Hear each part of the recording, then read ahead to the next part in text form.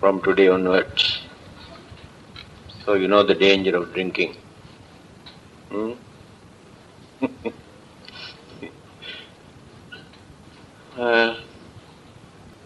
Tonight, I would like to explain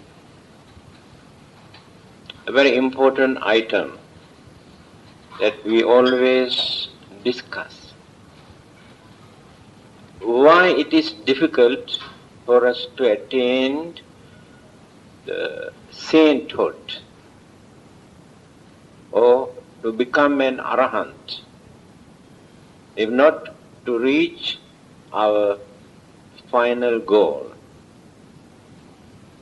We are doing a lot of good work, meritorious deeds.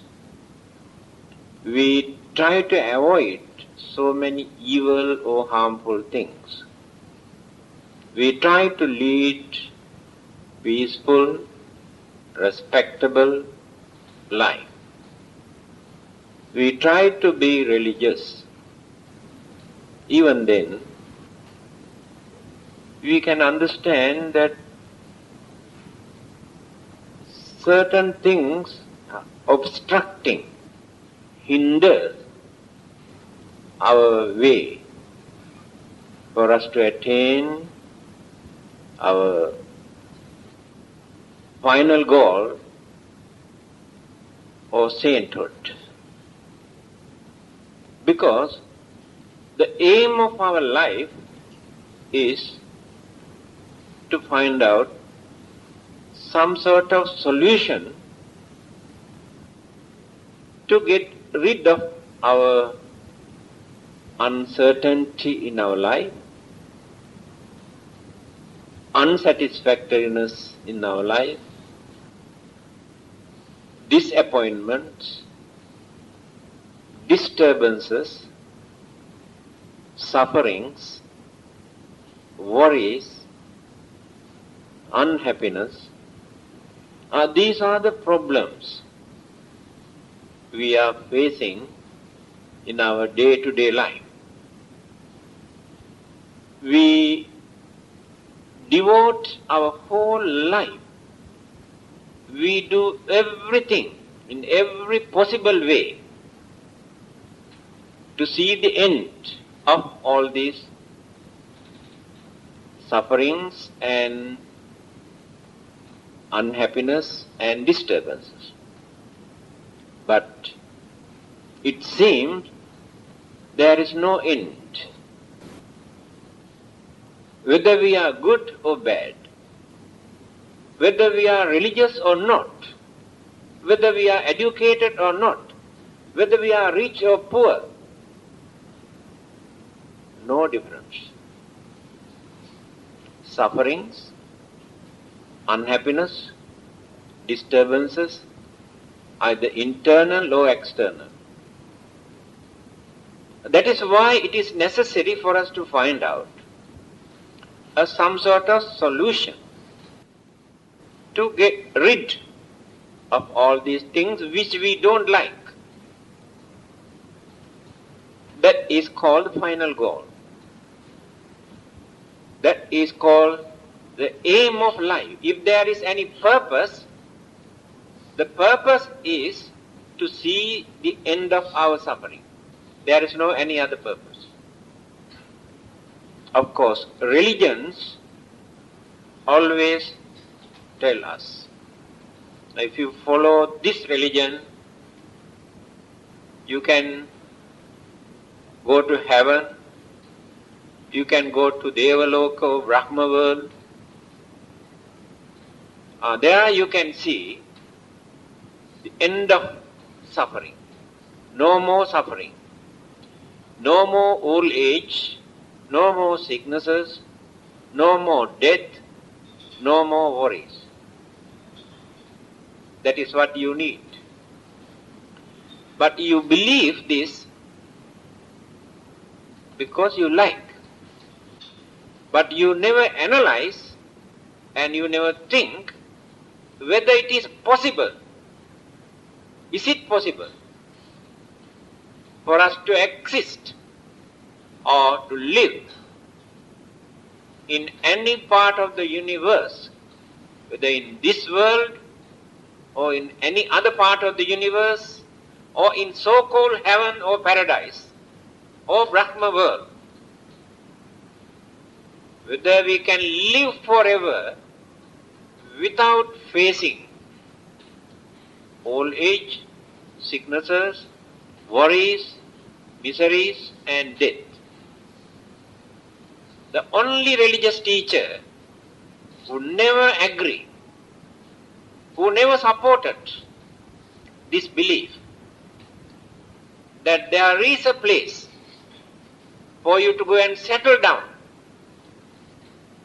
to experience eternal peace or happiness without facing any of these problems. You may not like it because your idea is to find out a place where you can get rid of all these problems and also to exist. But these two things never go together. Remember, if existence takes place, that existence takes place due to the combination of certain elements, certain energies, certain forces. Otherwise, no existence. Either as human beings or devas or God or Brahmas. If those elements and energies are no more, there is no such unit or such existence, such a body. If they exist together, the nature of this combination is decay and changes, disappearance. Otherwise, no existence. Now, if you want to exist somewhere, you must be prepared for these things because they are natural. Changes naturally take place. If changes take place, decay is followed by. Then going on decaying. After decaying, disappearance takes place. This is the nature of existence. In simple language, the Buddha has explained this. Out of the whole universe, what he said, Uppado Panyayati, Vayo Panyayati, Kitassa Anyatattang Panyayati. These are the three characteristics of anything, whether it is human life or divine life or Brahma's life or any form of life. Subjected to these three characteristics. What is the first characteristic? Uppado Panyayati. Can see the existence, appearance. And then we have to analyze how this appearance or existence take place. There must be certain ingredients. Then analyze. You can see elements, energies, combination.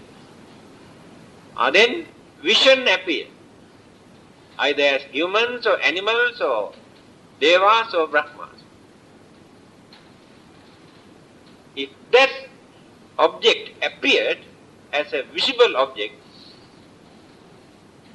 then you can see some changes. How that object goes on changing. Earlier stage we say developing. Later we say decaying. Changes. later or in the end, you can see that object which appeared, which changed, which decayed, disappeared, no more. So it does not mean that object completely disappeared. Because ingredients are still working, elements are still working, energies are still working. And again, another formation, another existence take place somewhere else. Remember, this analysis, this explanation given by the Buddha regarding all those living beings and things in any part of the universe. This is the nature of life. You don't like it because of your craving for existence. But you cannot maintain craving and existence and unchangeable, impermanent, eternal, everlasting. These things never work together. Religionists may come and promise to provide or send you to eternal life. You like it because of your craving, but you never analyze and try to understand whether it is possible or not. So, life is like this. Existence is like this. Whenever the water accumulated, after some times you can see some germs, worms, or fish also in the water. Whenever there is a jungle, in that jungle you can see certain animals.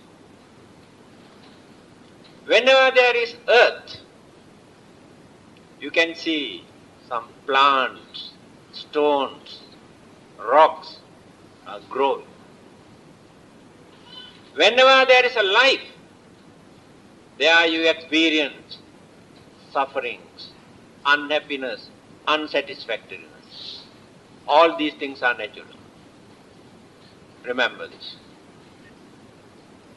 Then our aim is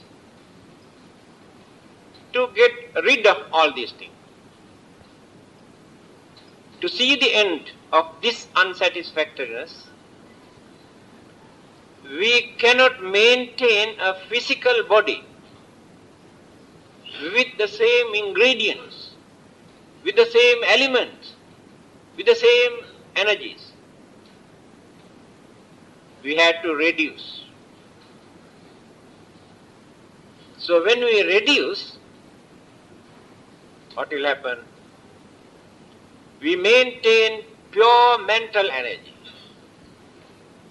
Elements, cosmic energies, and various other sources are not active now. Can reduce. When we attain the higher stage of Brahma world through our meditation, there we lead entirely different life. We don't use all the five senses there. We don't indulge through all the five senses.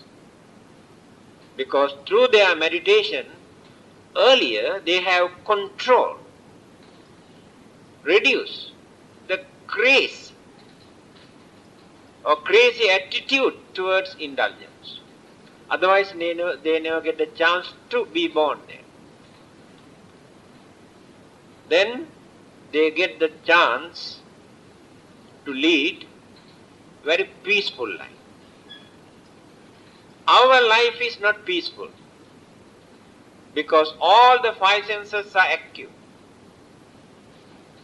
So we had to entertain. To entertain them, we become slaves to these five senses. Not only that, we commit a lot of bad things. Some are very cruel, very dangerous, very harmful, create sufferings to indulge all the senses. That is why there is no peace here. But in such places, since they have curtailed, control their senses, since they are not crazy for these worldly pleasures, they can maintain very peaceful, contented life. But not permanent, because still they have craving for existence. Still they have worldly pleasure, craving for pleasure into certain extent, certain degrees, not eradicated completely. Then rebirth takes place again. That is the uncertainty of that life. So, through our mental purification, we can reach, or we can gain, or we can experience that peaceful life even before our death, not only after our death. We can have a very peaceful, contented, happy life. We can develop hopes, confidence, happiness in our life. Now we have no confidence. We are not happy. We have so many disturbances, worries, burdens, commitments. Then where is happiness?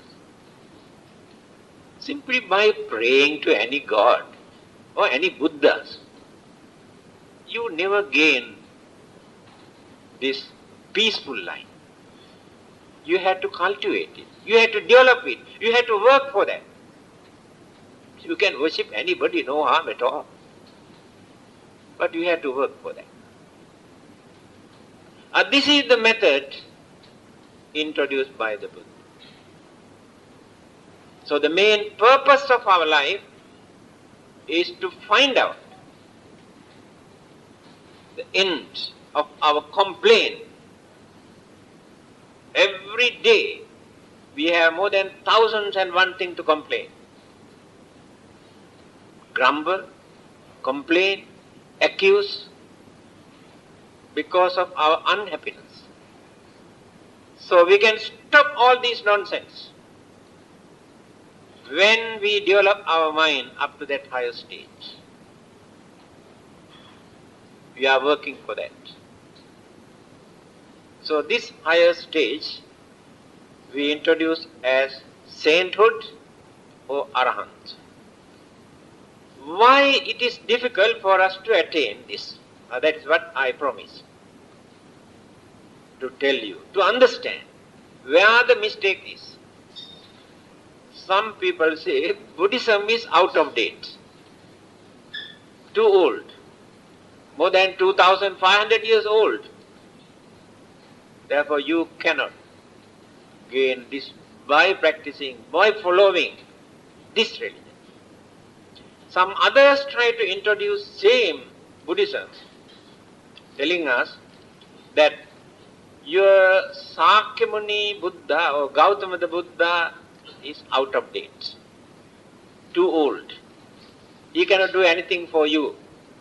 We have discovered, we have produced new Buddhas. They try to introduce a new Buddha for you to find out your salvation.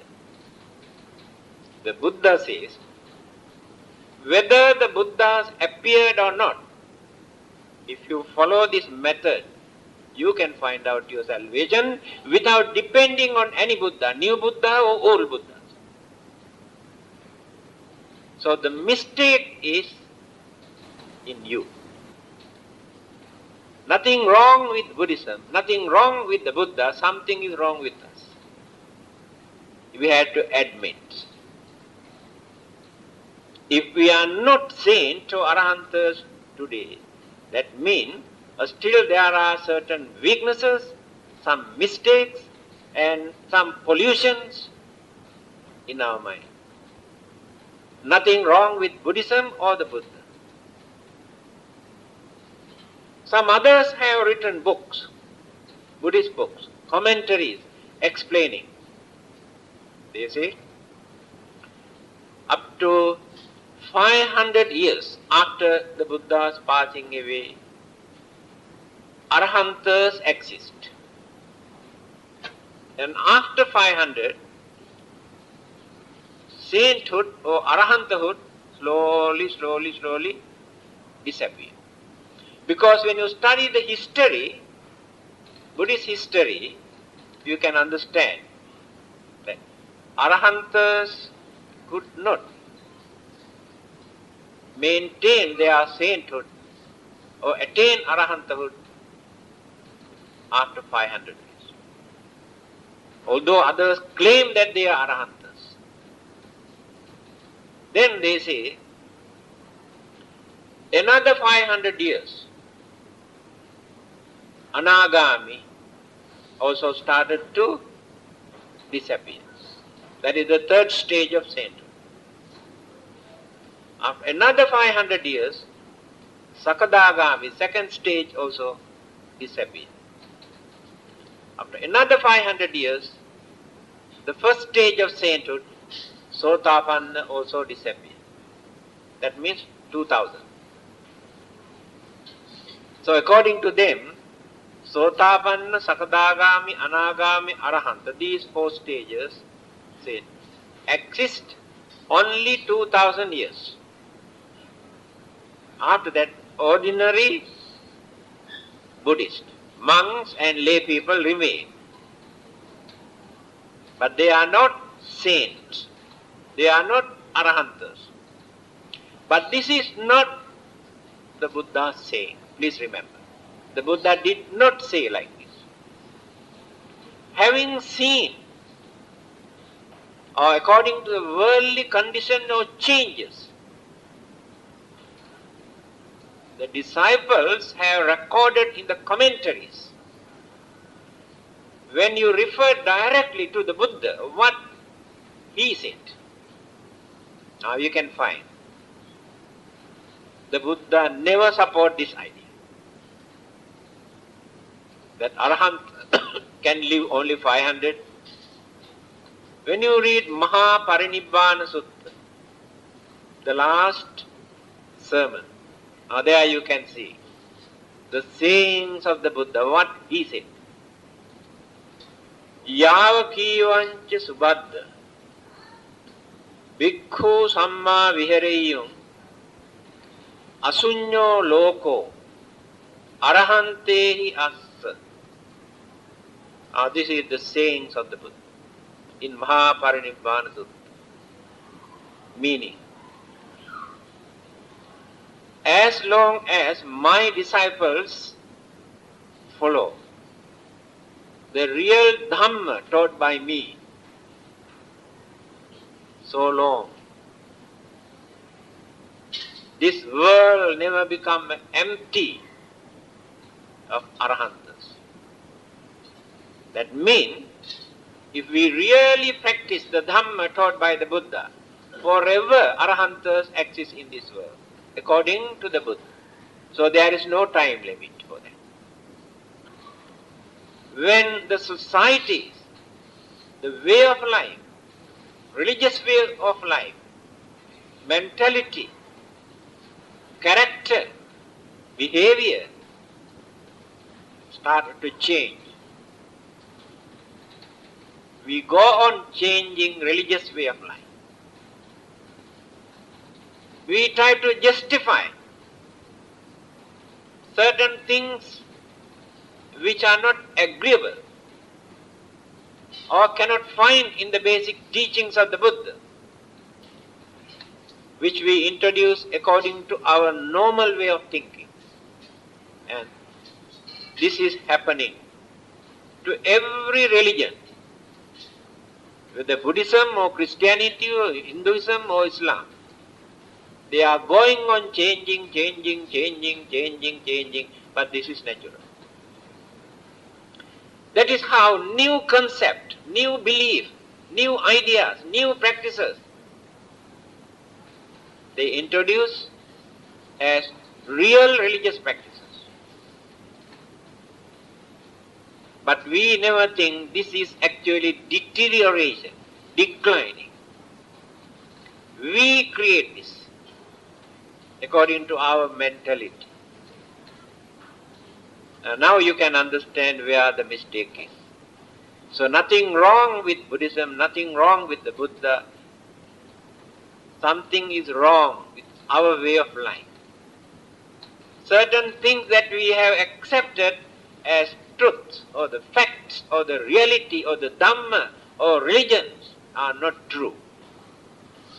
That is why we cannot gain this final goal.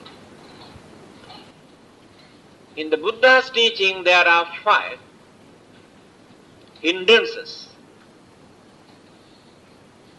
which interrupt our final goal or sainthood. It is true. The first one is called karma antaraya. Antaraya means hindrances. The karma that which hinders, the karma that does not allow us to reach sainthood or the final goal. Then you can ask, Angulimala, who has killed more than 1,000 human beings, you know the story. If he can attain a saint or the arahanthood,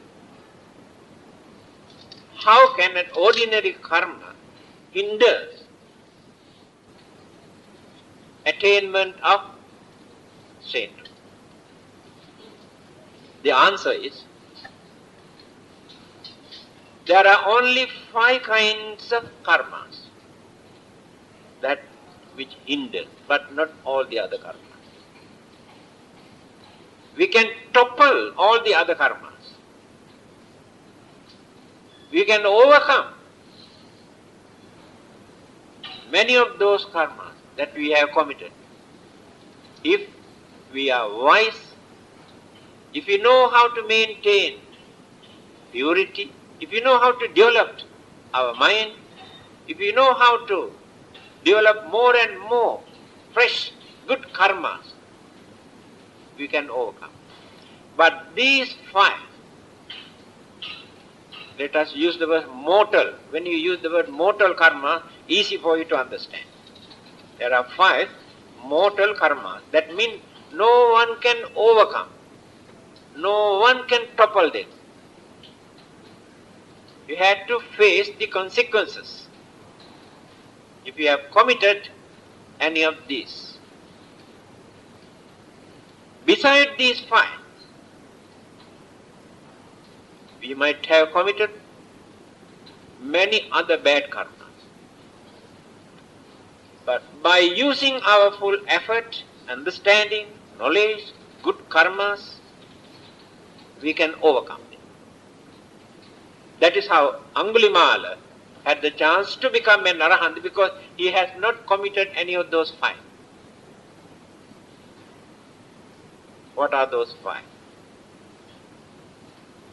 Killing our own father intentionally,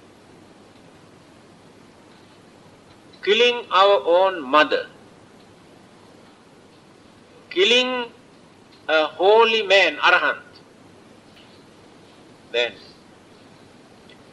there is another one that is only for the monks, not for lay people. Lay people can commit this, but it doesn't, they cannot create this karma as a mortal sin, become ordinary karma to them. But for a monk, this will become one of the mortal sins. That means creating dispute, misunderstanding, divisions of the Sangha community purposely. But if you do this, it will become an ordinary bad karma, but not a mortal sin. For a monk, it is a mortal sin. Then, the Buddhas. There's nobody in this world who can kill a Buddha. The Buddhas must face natural death. Many people tried to kill him, but they could not do that. But injured, bloodshed was there. So creating injuries or bloodshed, another mortal sin. So Matrugataka, Pitrugataka, Arahanta Ghataka, or same. Creating disputes or the schism or divisions among the Sangha community. And bloodshed or injuries to a Buddha. Now you cannot do this now because the Buddha does not exist. If Arahantas are no more, then you cannot do that also. Very easily you can do only two things now. Killing your father and killing your mother. So if we have done this, you can do any amount of good karma after that, but you never attain sainthood or arahanthood within that line. After paying for what you have done, later you get the chance to come back. That's all. That is how the karma hinders the attainment of sainthood within this line. The second one is Kilesa Antaraya. Kilesa means mental impurities. Antaraya, hindrance. There are mental hindrances which interrupt, disturb our spiritual development. This is very important. Miccha ditti. Miccha means wrong. Ditti means views or belief. Wrong views, wrong belief, wrong concept. If we maintain such wrong and unwholesome concept or belief, then it is impossible for us to attain sainthood. It is mentioned that there are 10 very bad ones. There are thousands, but 10 of them are very dangerous. Micchaditti. Natti dinnang, natti yittang, natti hutang. Natti sukata dukkatang, kammanang phalang vipako. Natti ayang loko, natti paraloko, natti mata, natti pita.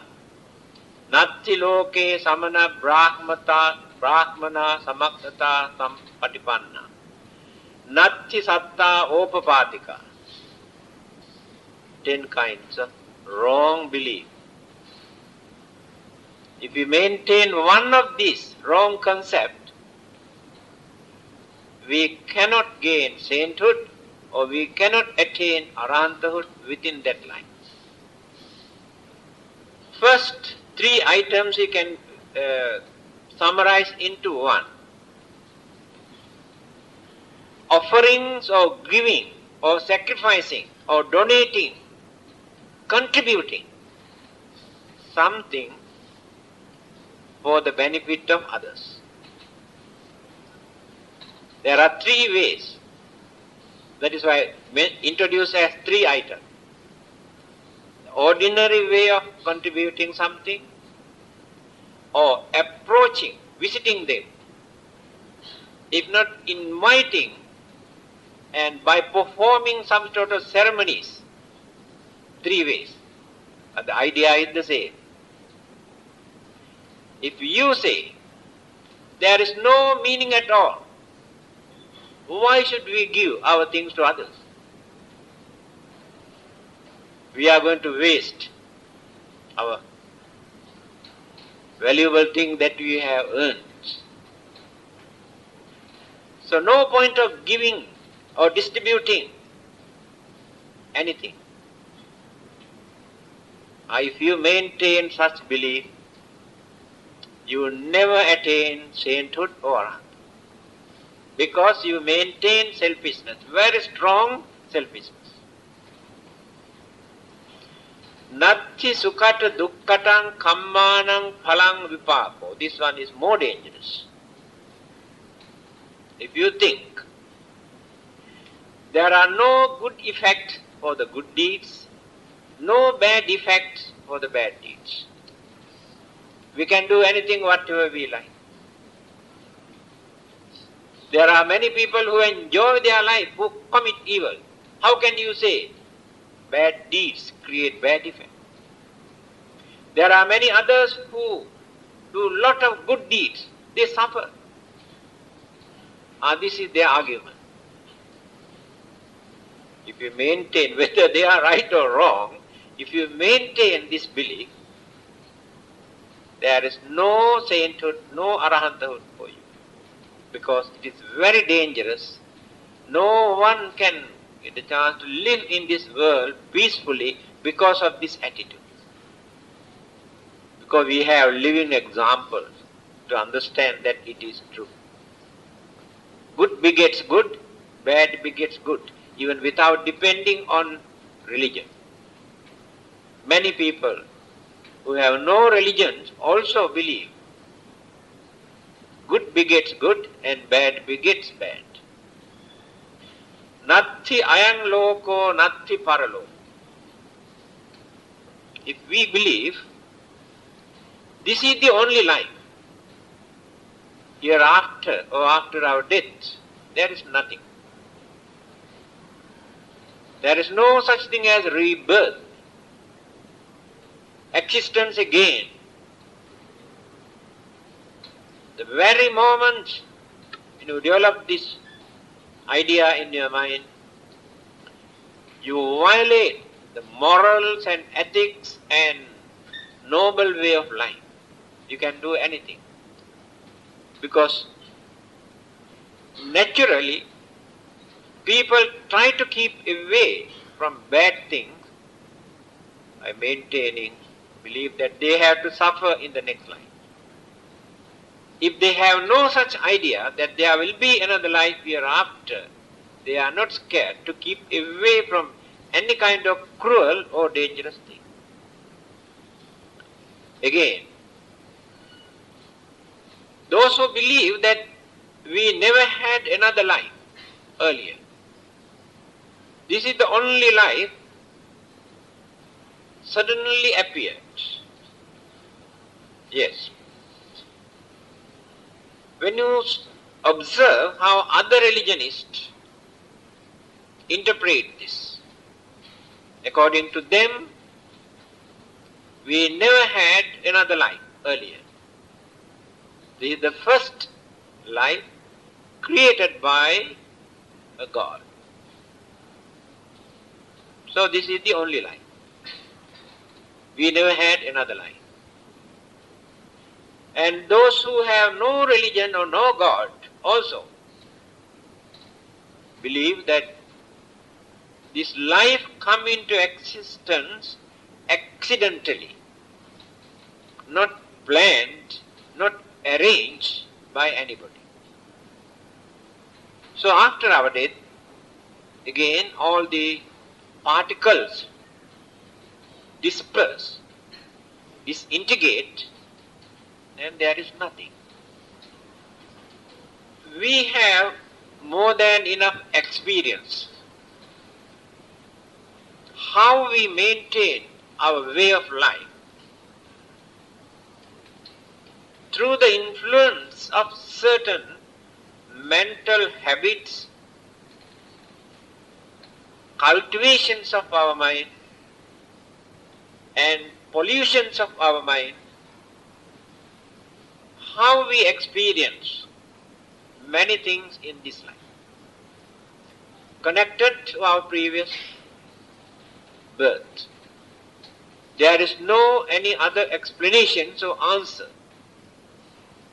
So that belief that we never had another life before our existence here, and there won't be another life hereafter, both are wrong concept, wrong belief, because we have enough evidence.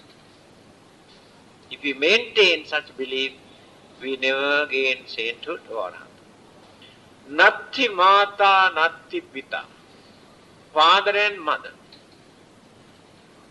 If we think, why should we respect? Why should we look after or minister or attend to our father and mother? Why should we provide all their requisites? There is no difference between my father and another man's father. Why should I look after only one old lady saying, this is my mother? Or one old man saying, this is my father? This belief. Another wrong concept. Even animals, they do not maintain such belief, such ideas. According to their animal instincts, animal way of life, they have certain cooperations, understanding, unity among themselves. Their father and mother. As human beings, since our way of thinking is advanced,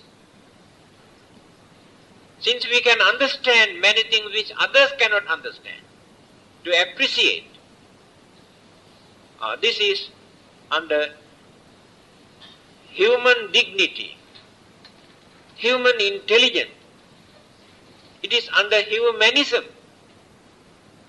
as human beings that we have to respect.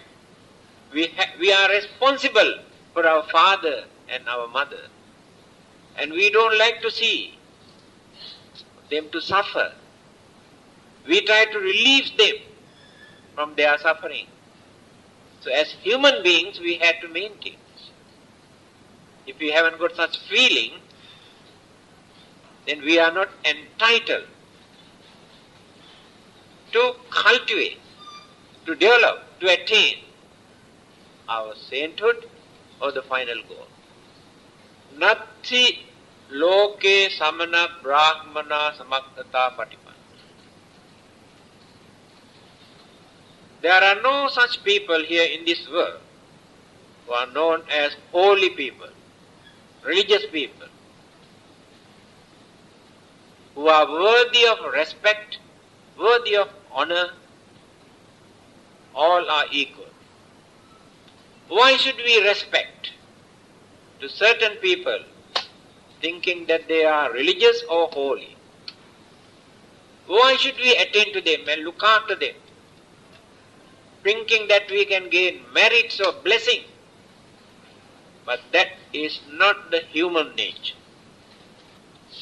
The human way of thinking is to understand who are worthy of respect, who are worthy of honor, worthy of offering.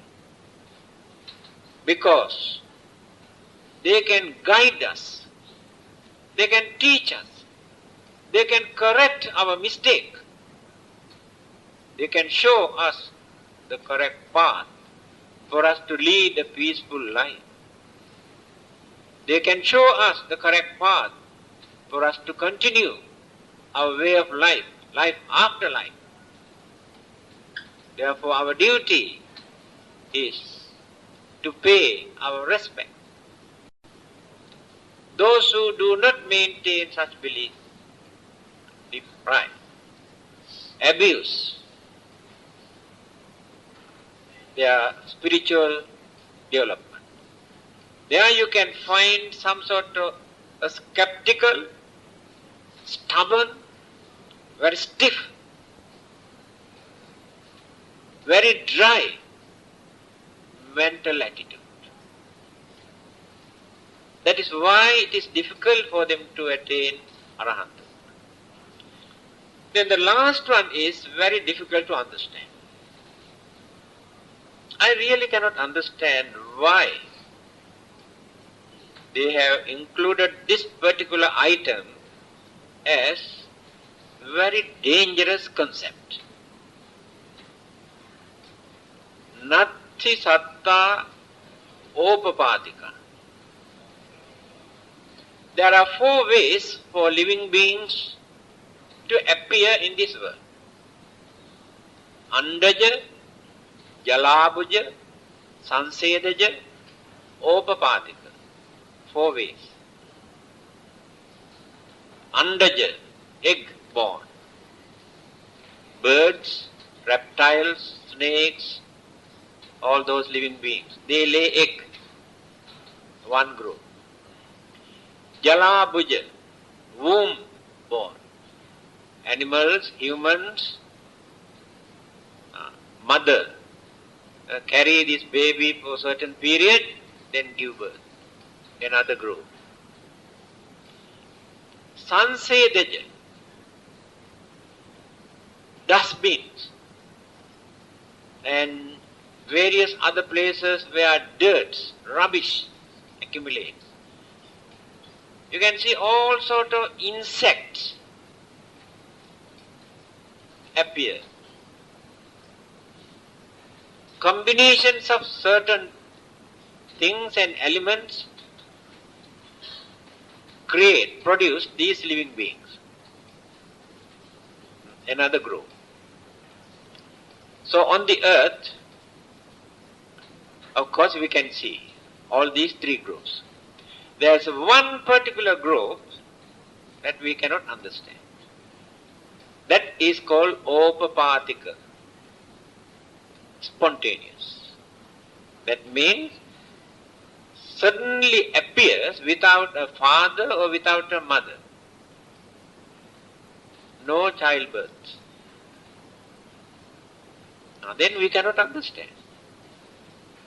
A spirit, ghost,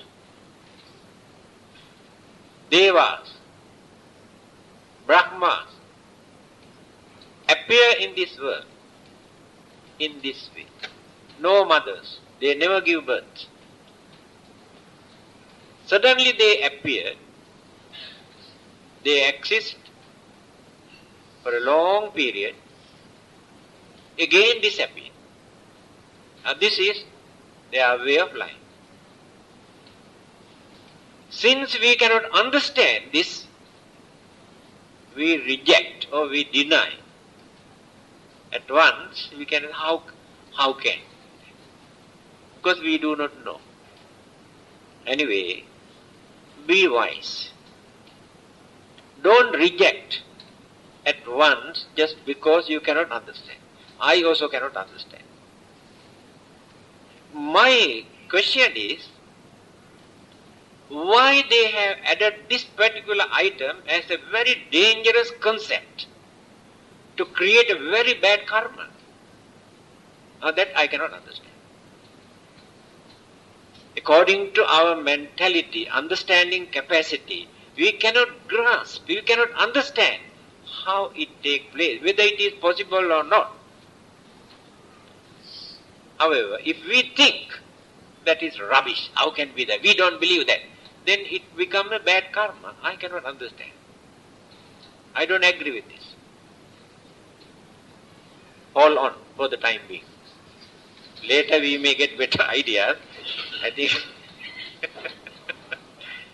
So,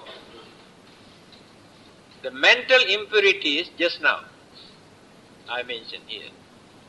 If we maintain any of those 10 kind of wrong concepts just now I mentioned in my talk, we never get the chance to become an arahant. Must have clear understanding. Then the next one is vipaka antaraya. Vipaka means the result or the effect. Antaraya, hindrance. Some sort of karmic effect, karmic vipaka, hinders our spiritual development or the attainment of sainthood. Ahetuka, duhetuka, trihetuka. There are three ways. All those living beings, especially human beings, belong to one of these three groups. Ahetuka, unfortunate life due to certain bad karmas. Blind, deaf, crippled, mad. If life is born like this, there are difficulties, problems, hindrances for them to develop this.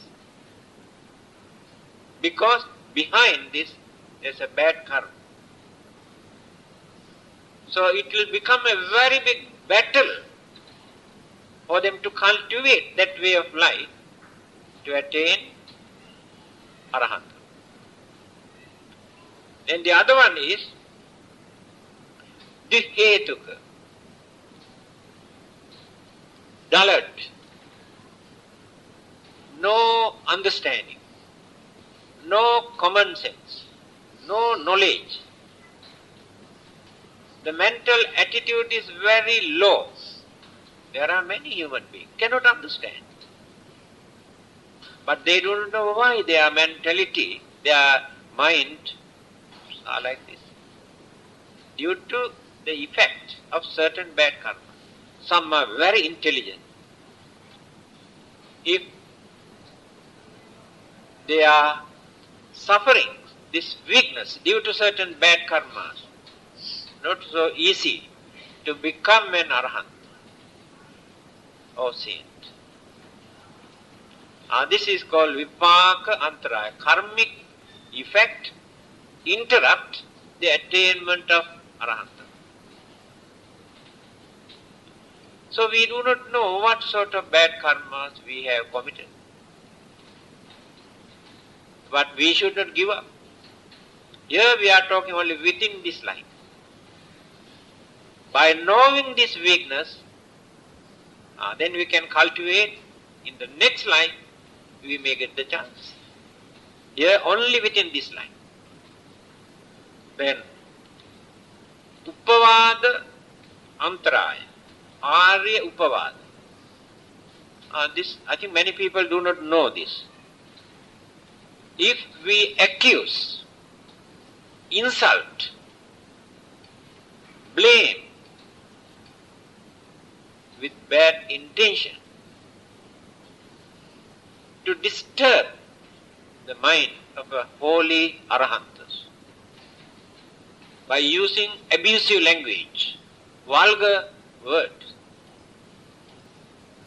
the effect of that karma hinders the spiritual development. There is very important point here. We always say it is impossible for us to forgive our sins. There is no such thing as forgiveness of sin in Buddhism. But when we come to this particular karma, remember, this is the only karma that we can forgive and forget. After that, no more karmas. You understand? Assume. You go and scold and abuse and accuse and blame an arahant, a holy man. Later, you go and apologize. If that holy man also says, forget about that, no more bad karmas. forgiven. Only this particular karma, but not others. Next one, this is for the monks. As a monk, if that person has violated one of those major precepts intentionally, it is very difficult for that monk to attain arahanthood within that life. Of course, among those precepts, there are certain things they can overcome by observing certain other precepts. But there are few major precepts. If they have violated, what will happen? They lose or they miss the chance of attaining arahanthood within that life. Of course, in the next life, quite possible. They can continue their way of life, their religious way of life. But in your case, although you have violated your 5 precepts, but when you study the life of Angulimala, who has committed more than 1,000, so those things are not very strong forces to hinder your spiritual development. If you have not committed any of those 5 mortal bad karmas, then you are qualified. Now, where is the mistake? If any of those mistakes or weaknesses are not available, then the answer is maturity, background, and all the necessary qualifications are not yet ready. When you study many of those stories in Dhammapada, you can see, after listening to 1 or 2 words or Dhamma, they have attained sainthood.